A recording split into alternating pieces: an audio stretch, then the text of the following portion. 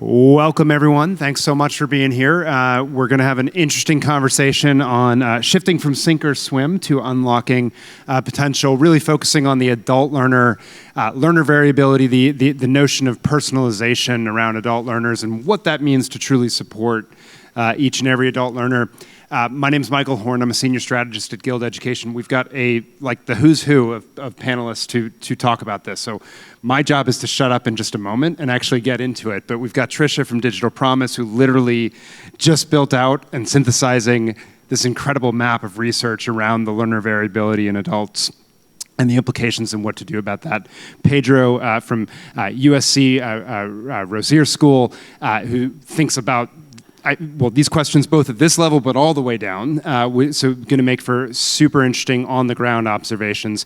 My friend Bror Saxberg, who often is thought of as a K-12 guy, but got your training actually with thinking about novice and expertise learners with adult learners. So literally the perfect group, I think, to dig into this. And I want to start out with learner variability itself, because it's a topic that's very familiar, I think, to folks in the K-12 education world. We think a lot about the importance of personalization and different learner needs and so forth.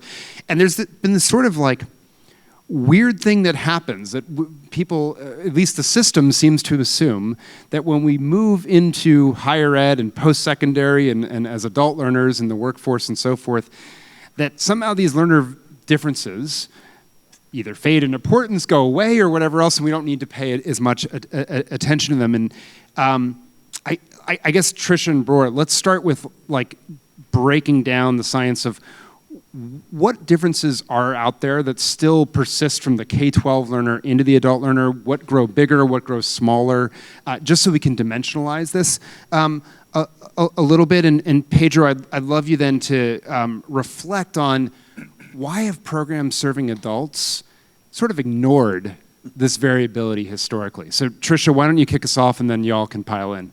Sure.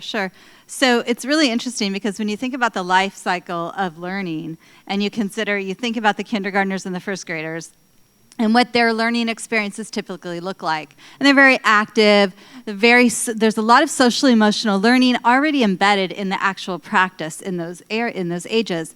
As you go up the years, it becomes more and more the cognitive approach. So children are sitting, they're listening. And then when you get to higher ed, before you know it, everyone is just seat time. So everyone's just sitting there, they're listening. And so the cognitive approach really is the dominant approach to learning.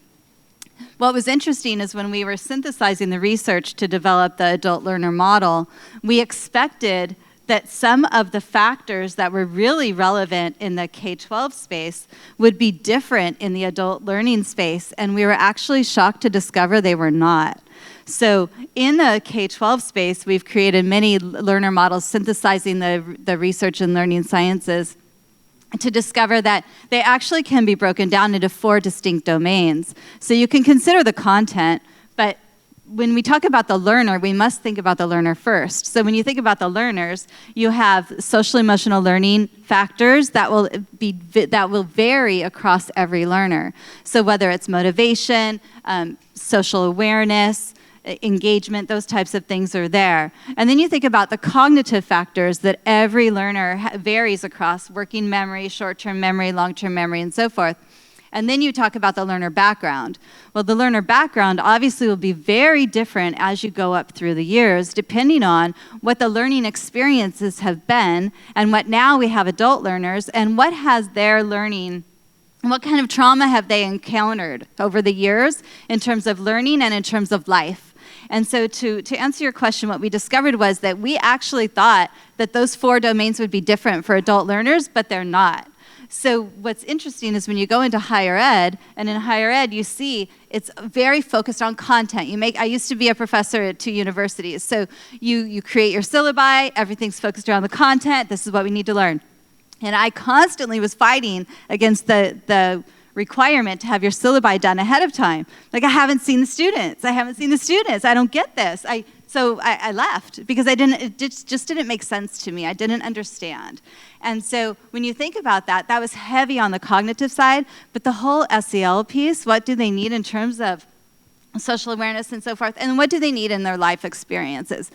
And now what our adult learner model really uncovered was especially relevant right now with our 2 years that we've just spent during the pandemic, is that the compounded complexity of life, the lived experiences among learners, especially in the higher ed space, especially for first generation learners and for our learners who English was not their original language, it's very much a compounded effect. And so when you look at what specific factors are impacting their learning across workforce, across higher ed, everything, it really is tied to adverse experiences. And they're specifically in areas of working memory, short-term memory, long-term memory, learner mindset, and motivation.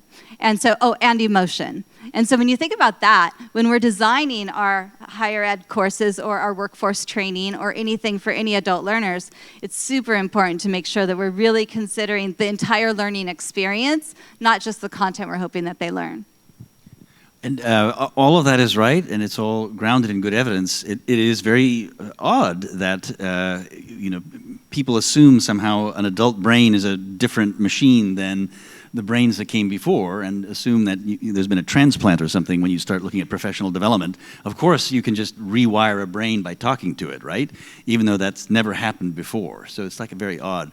One thing that I might emphasize in what you said is that notion of kind of the learner background and the long tail of what's stuck in long-term memory as a result of repeated experiences over a long period of time. So there's good and bad there. One of those tails is identity. You build up a whole sense of what you are like and who you are, what's easy, So as a little person, you don't have any idea whether you're any good at math or not.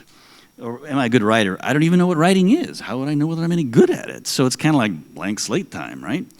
But by the time you get fairways into, elementary school and beyond, and especially as adults, people will easily tell you, oh, I'm bad at math. I'm just bad at math, right? It's literally not true. You're bad at math now, but you're not genetically bad at math unless you have one of the 1% of organic difficulties with number processing. Okay, fine. But I mean, in general, no, you're just not good at math now. And one of the really challenging parts about working with adults is how much schmutz has built up in your identity and your skills. Right? The things, top performing experts, 70% of what they decide and do has become automated, which is great if the expertise never changes. But because it has to change, as adult learners, there's often a real challenge of unlearning. And there is never enough time spent in the adult learning space on unlearning.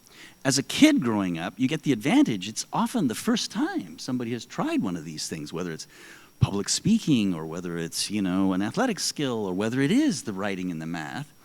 And so you have a chance to get the long-term traces and identity right if you have the right learning environment. Whereas as people get to be adults in the workforce, even teachers, man, rewiring, that's hard. And so there is a new challenge there, even though the machinery is very much the same. Long-term memory, things that are automated, things that work quickly but are, very hard to get out, and then working memory being clumsier, shorter, more creative, but able to, work and be flexible and so forth. But that long tail then becomes a real interesting challenge. I don't know if that's fair, if that agrees. Absolutely. Yeah. And that really hits where the learner mindset is, and really helping them discover they really are learners. And what is learning after all? The learning is learning, unlearning, relearning, and it's not about getting things right. And so it really fits into that cycle. And I'll throw in one more sort of weird insight about this, which is, physical well-being and mental well-being are actually key components for kids and adults as well. So one of the little-known things is, it turns out there's research that shows your problem solving goes up by about 20 to 25% if you are well hydrated. If you are well hydrated. So, and this is true for adults too, and yet we never think about He's You reaching drink for a some bottle of water, water. right? Yeah. And what's interesting is this is part of this biological underpinning. I mean, we have this inside us. And so get those bottles of water going at the meetings, do it, because it's like a simple, inexpensive investment in this that pays dividends from little people all the way up and through, because it is the same machinery. It's loaded with different goods, but it's the same machinery and therefore benefits from some of the similar things. Sleep is the other one, right? If you just get an extra hour of sleep every night, there was some experiments, randomized controlled trials done on 6th graders, showing an extra hour of sleep after 6 weeks led to a 1-year difference in math problem-solving performance. A 1-year difference, right? Just getting to sleep. And this is true for adults too. And it's really hard for us to not watch that second episode on Netflix at midnight, right? But it is so beneficial the next day. So the machinery still works the same. We can learn these lessons throughout. We just have to apply them to ourselves as adults. You're going to make them more anxious about not getting enough sleep now. So that was my main goal. That was my main goal. Yes. So having once been trained to be a teacher, K-12 teacher, and having done a lot of work in schools, it's always amazed me that higher education is so resistant to change in how we teach and how we work with students. And one of the dirty secrets of higher ed is that no one was ever denied tenure because they were a poor teacher. Or got tenure because they were excellent. And I think it's easy to blame the faculty, and I do think the faculty deserve some of it because you do what worked for you. And so, one of the questions I would always ask my colleagues, why do we assign so much reading when we know they can't possibly do it all and much less understand it in a week? But it's tradition, so we do it. That's how I did it. But I think the university itself is complicit. And I'll give you an example. I was teaching a large undergraduate course, which was radical for my school because we didn't teach undergrads. And I said, I need a room where the chairs can move. So, because I don't want to just lecture at them. I want to have them in small groups at times so they can interact. I said, that's impossible. That we don't have rooms like that. We have very few rooms like that on campus. And I went around and around, and basically I had to decide, well, we won't be able to do it. Now, fortunately, we're in Los Angeles, and we could go outside sometimes. But the university itself was not open to the idea that we needed to. And so it is troubling, right, that as particularly at a school of education where we know something about pedagogy, that we are not the champions of excellence in pedagogy. And I think I would attribute a lot of it to tradition and to the way we've always done things. It's so interesting on a number of fronts, but I'm also delighted that schmutz from the Yiddish is now part of the lexicon on this tradition. But Trisha, I'd love to come back to you and dig a little deeper in the framework itself that you synthesized, and specifically summarizing what you talked about the 4 main areas of difference. But also focusing on what do you do differently to meet learners depending on their profile across those 4 broad domains? Exactly. Yes. So our synthesis led to the discovery of the strategies that are most impactful for adult learners today. And many of them were things like Pedro was mentioning, where you get them in small groups, let them have those discussions. Definitely changing away from the direct instruction model that we see so much across training and higher ed. Some of the wonderful strategies that were highly successful that we're out trying to now advocate for in any spaces where adult learners are immersive experiences. It doesn't have to be virtual. Any type of immersive experience. Do a design sprint. Do something where everyone's doing something together collaboratively in a short period of time. Chunked learning is really important, making sure it's in shorter chunks. That really supports the working memory, which, by the way, changes throughout the lifespan. So it can actually help the cognition when we are really doing small changes, such as chunked learning and micro-learning opportunities along the way. The other piece is increasing the high relevance, so making sure that everything we're doing is highly relevant. Is all that reading that's in that syllabi highly relevant? Do they feel the purpose of it? Because adult learners must see the purpose of it, they must see the meaning, and they must see the impact. So how am I going to use this tomorrow? Why is this important? Is incredibly important. Real world connections. Some of the other pieces were in the just making sure that there's some access to the technology. The digital literacy is really strong. Expanding social networks was found to be incredibly successful. Making sure that, especially for, if we go back to the higher ed space, when we talk about first-gen college students, of which I was, it was very important to make sure that they learn how to expand their social networks, where they can actually figure out how to solve problems in creative ways.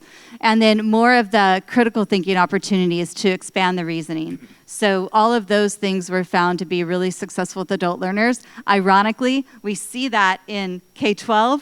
We don't see as many opportunities in the higher ed. So a couple other pieces that were really helpful were peer feedback and peer review.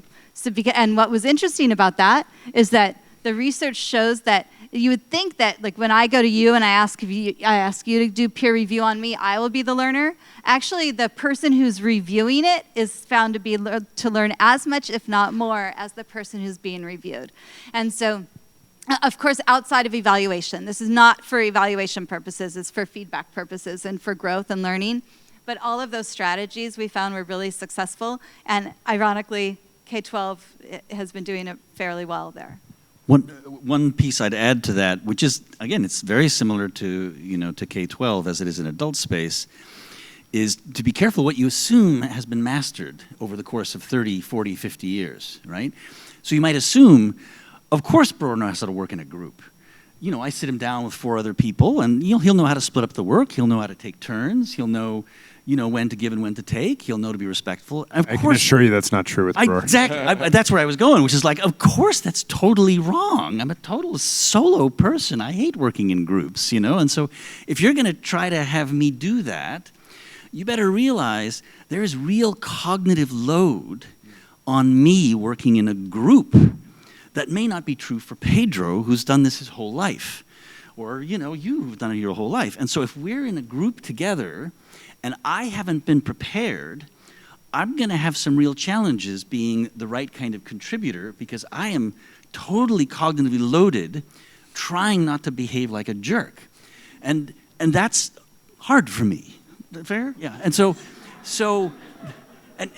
you have to actually give space for people to master these contributory skills, including social and emotional skills. Another example is like public speaking is another simple one, right? Some folks, no problem, I'm happy to tell the whole class what we did, or the whole room what we did, or the whole company what we did.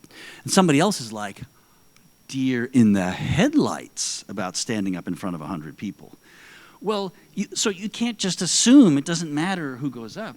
And it's also unfair to not give the person who's never done that an on-ramp of skill building, because that kind of communication really is important. And again, this is no different than the K-12 setting, but it's that notion of being very careful in that group what you assume are mastered skills that you're going to draw on for this next hard bit, and what actually you need to work on as an on-ramp before you can get this all together.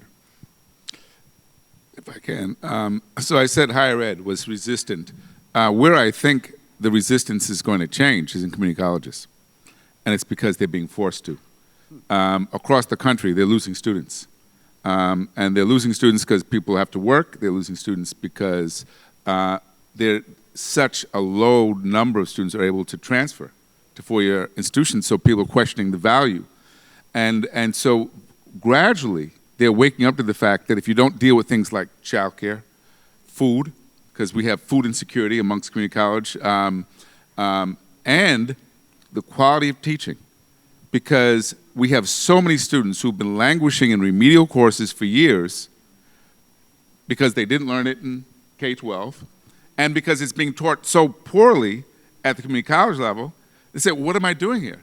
So now, gradually and reluctantly, the colleges are being brought into the realization that if they don't change the way they teach, especially these entry-level math courses, and now we have laws requiring it here in California, they're going to go out of business.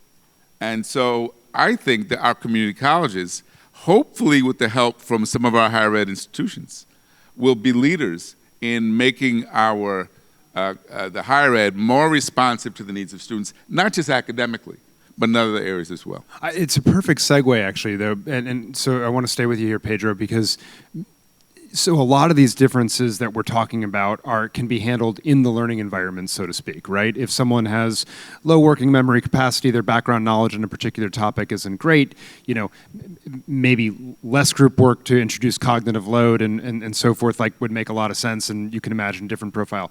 A lot of the things that you just brought up are further differences in terms of circumstance and condition that can't be handled strictly in the classroom, so to speak, right? And so, and they instead require programs, I think, to think more expansively about what's in their purview, vertically integrate into areas that they maybe thought, not my problem historically, right? I'd love you to reflect on what that looks like and what you're seeing on the ground of who's doing it well. And then Trisha and Bror jump in as well. So the college I've seen doing it best is Skyline Community College up in the Bay Area.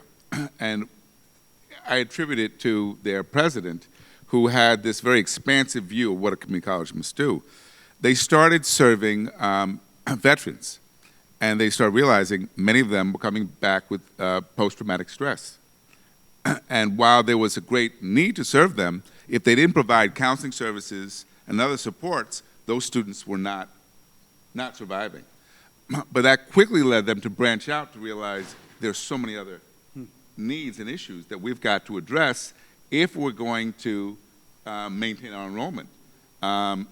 Again, the faculty was resistant, but they invested heavily in both professional developments and changed the incentive structure to make it so that the quality of your teaching, the quality of your teaching evaluations did weigh in on promotions, and people respond to that. It's interesting, there's a behavioral economist at Harvard, Sumil, and I can never pronounce his last name, who wrote a great book called Scarcity that talks about an example out of Sri Lanka of farmers, sugarcane farmers, who have a year-round cycle of harvesting. And because it's Sri Lanka, the climate is so even that you can set a harvest date every month, basically. And then what they were able to demonstrate is that just before the harvest, when the economics of a farming family were really not good at all, they gave these folks Raven's intelligence tests. And they discovered these were then not intelligent people. And then just after the harvest date, when the cash was in and things were going well again, they also gave Raven's tests, and they discovered, no, these are very intelligent people. So the right way to interpret that is not, gosh, who knew that cash led to intelligence? I know we're at ASU+GSV, but nonetheless, I'm not going to go there, okay? But rather, it's that same thing that you talked about, which is, if you're really sweating your diet and are we going to get through the harvest season and all this, you got a lot on your mind in a literal cognitive load sense. And so even if you're trying to focus on something else, you cannot pay full attention to it. I mean, it's not a moral failing. It's literally a neurobiological problem of working memory. And once you solve that, all of a sudden, you're looking pretty good and effective and willing to go. And so it's such a powerful thing what they were doing at Skyline College, because this is about how brains work, how minds work, and that we have to pay attention to that, really pay attention to that. So. I can just add one thing that's really interesting is, well, first of all, I would just say the whole higher ed system needs to be completely reimagined, and I think you both would agree. So I don't mind going on record saying that, having lived it and worked in it and so forth. But to some degree, what's really interesting is, as you mentioned that college, I failed to recall the name of the college, but there's a college that's trying to reimagine just the student housing space because so many college students have children or single families, or they have to work and they don't have childcare. It's a serious problem. And so there's one university, I'll have to find it and follow up with it. But they were also noticing that they had a high elderly population. And the elderly population, of course, has cognitive decline, but they are very lonely So you've got an interesting scenario in a space where you've got elderly who are lonely, and you've got college kids who need a childcare for a short period of time. So they're building multi-family housing for people who are not actually family. So they're going to have this interesting adjunct family system around the colleges to support both the elderly and the college students who have children who are not 18 years old necessarily. And so I just thought that was really interesting, and I'd like to see more of those types of things coming up, because that's actually having some of the wraparound services for multiple generations. It could really be transformative. It's so interesting also. I thought you were going to go a different direction, which is but one of the startups, and I'm blanking on the name right now, so I'll also have to take a footnote and look at this, has created cohort-based online courses for older adults, so 60 plus, let's call it. And a big part of the reason why is not necessarily that they want to learn the material on how to operate a cell phone or whatever it might be. They do, but the experience, the social experience actually is highly important to them, which gets into the question that I want to ask, which is around motivation. You referenced it, Trisha, in the framework briefly, the importance of motivation, but it seems even more important in this context than maybe even in the K-12 one, in the sense that is this the right thing for me to be learning? Does this connect to a pathway that I care about? How relevance, like I have a lot of experience in frameworks, consciously or subconsciously, to evaluate, right, this material. So how does motivation play into this, and what sort of, variability or different approaches do we need to take as we're thinking about learning and through that prism? Any of you can jump in. I can take a quick run at it, and I'm actually really interested to know whether what I say matches up with what you found as well. So Richard Clark, who's a really good cognitive psychologist, did a scan of a lot of different literatures on motivation, on what gets people to start, persist, and put in mental effort as a definition of motivation. So it's not about liking, it's about starting, persisting, and putting in mental effort, because that's what causes learning to happen, right? So you have to be careful about that definition. And synthesizing social psychology, motivational psychology, cognitive psychology, behavioral economics, a bunch of different areas, he came out with these sort of a four-part system that seemed to cover a lot of the ground. And one that we've already talked about is, do you value what you're learning and how you're learning it, right? So is it relevant to you? Do you see the point? A second one that's totally different is, do you think you can master it? Well, that's not the same. And often, when somebody is not starting, persisting, and putting in mental effort, we only use the first one. We talk about how important this is to get the math done, We don't address the second one, which is, I'm no good at math, so you have to figure out how to get at that. The third area that he found was, you blame something else in your environment. So it's like, my teacher hates me, or I can't understand my trainer, he talks too fast. Or this book, have you looked at it? Could anyone understand this? No. And the most popular one among professionals of all different grades is, I don't have enough time. Has anyone here used that? Yeah, right. I don't have enough time, right? And so you don't start, you don't persist, you don't put in mental effort because you give yourself that excuse. The fourth category is the hardest one to deal with, which is negative emotional states. If you are scared, depressed, angry, any of those things, boy, is it tough to start, persist, and put in mental effort. And again, we don't give our faculty, teachers, trainers, and even our students a chance at something like that to figure out, well, so little Bror is a lump. He's not starting, persisting, putting in any mental effort. But I'm not just a lump, I'm a kind of lump. Well, what kind of lump am I? Am I a lump who doesn't see the point? Am I a lump who doesn't think I can do this? Am I a lump who thinks something's in my way? Or am I just a depressed lump? And I could be more than one of those things, but there are ways to then, let's get at that. Let's talk about that. Let's figure out what that's about. Now, I don't know if that was Richard Clark's synthesis and so on. I'm curious if any of that resonates with some of the things that you've seen as well. First of all, I'm a huge fan of Richard Clark's work, so absolutely. But yes, we did find all of that in the research. It's spot on. We also really dove deeply into intrinsic versus extrinsic motivation. And from all of that, when you really consider, we all would agree that intrinsic motivation is what we're really talking about, is that you actually want to learn. You see value, there's relevance, real world application. I think a few things that are being done out there in the space are really smart, and breaking down a degree into micro learning modules, whether it's going to be a credential or some type of a certificate along the way, so there's purpose along the way. That seems to be helpful. But when you really look at motivation in terms of what they need, one of the easiest things that you can do for adult learners as well as children is give some option of choice. Just embed choice in what they're doing. Ask them, well, how would you like to learn this information? We're going to read all of this. Would you like it on audiobook? Would you like it on a regular book? Would you like to watch the video? Just give some choice. The idea is that we need to learn the content. So how you access that content could be up to the learner and could naturally promote more motivation. But that's not necessarily always the way it is. So the other piece is that there's more technology being used in adult learning as well, especially to mitigate some learning spaces that might need stronger foundations in preparation, right? So the easy knee-jerk reaction is to, here's an ed tech solution for this. Well, then we get into a whole discussion and all the research that I did a deep dive into on gamification versus game-based learning and what that does to motivation in terms of adults. And so that's a whole different can of worms, probably a whole different conversation. But when you're talking about motivation, it's really just trying to build it, make it intrinsic.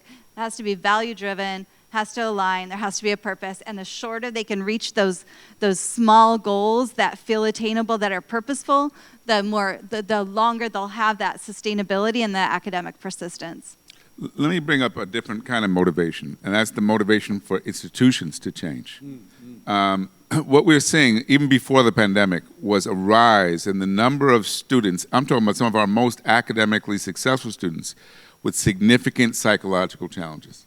Coming into universities depressed, anxious, suicidal, and very reluctantly, universities are now taking this on and realizing you can't take it on just by hiring a few more therapists. You have to actually have a proactive approach to identify students who are at risk and to address those needs. And it's interesting to see how this has shifted, the way student life works, the way universities are. I mean, there are some students who've been denied admission because of their psychological profile, because they are they've demonstrated great risk. But I think it's forcing universities to recognize that being an academic institution for young people between the ages of 18 and 25, it means taking this on if you're going to stay in the business. So that could have fascinating ripple effects then up as well. But let's go down the chain too. Something that Bror, you observed in our pre-call, and I suspect all of you will have thoughts on this as we come to the last question, I suppose, of the panel, which is, if we start to train teachers who serve our K-12 students with this in mind, what's the potential for them to actually start to absorb this and reflect better in their own teaching as they work with students at the K-12 level, or frankly, faculty, right, who are working with adult learners as well? If we start to do our professional development and training with these principles in mind, how can we pull that through? What would that look like? Well, what's interesting is it's meta, right, in that you want to help teachers apply principles grounded in evidence to their students, but you also have to apply those same principles to the training of those teachers themselves. And too often we don't do that. And teachers are very different one from another in terms of what they've already mastered, what they're confident in, and what they're not. And especially when everybody got kicked off the COVID cliff into the blue sky of technology and Zoom boxes and so forth, wow, you could see how different teachers were in terms of their receptivity to it, the skills they already had, their nervousness, and all of this. And it's really key as you see that kind of a thing happen. And it's been happening slowly, but it just kicked it off, is that how important it is to understand, well, what is going on for teachers, and which ones need which support in order to bring them forward into the skills that they need. And the other piece of this is, too often professional development, especially in service, does not give enough extended practice and feedback and coaching, right? You sort of sit a teacher down for an hour and there's an expert wanders in and tells them something, and then you're surprised that how come next February all our teachers are not doing it? Well, you didn't remotely line up what we know about learning with the learning environment for teachers, which is they've got to practice something new and get feedback and then do it again and do it again, especially if they're having to unlearn something, right? You cannot unlearn something unless you really have the practice and feedback. So there's a lot of aspects of what the learning sciences suggest that apply directly to how we think about our teachers and also how we give grace to our teachers. Right? It's, you know, when people have built expertise over 10 or 15 years doing things one way, to try to do something new is not easy at all. We've got to give folks grace and time and practice and coaching to make those changes. It's not we don't have an erase switch for human skills and capacities. We don't. We have to do that really carefully. So. Yeah, what I worry about is, particularly with the preparation of teachers, is that if we see this as an add-on, that it's too many add-ons, and it has to be embedded in almost everything we do. That we're teaching whole people.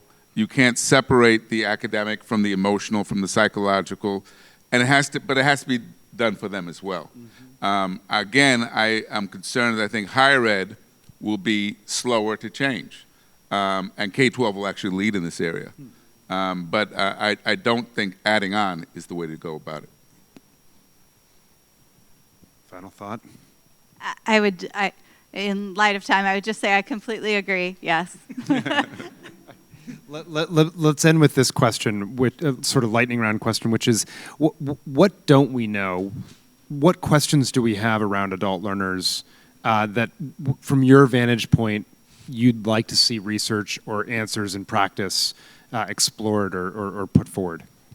So the quick one that comes to mind is we often don't actually understand what top performers decide and do.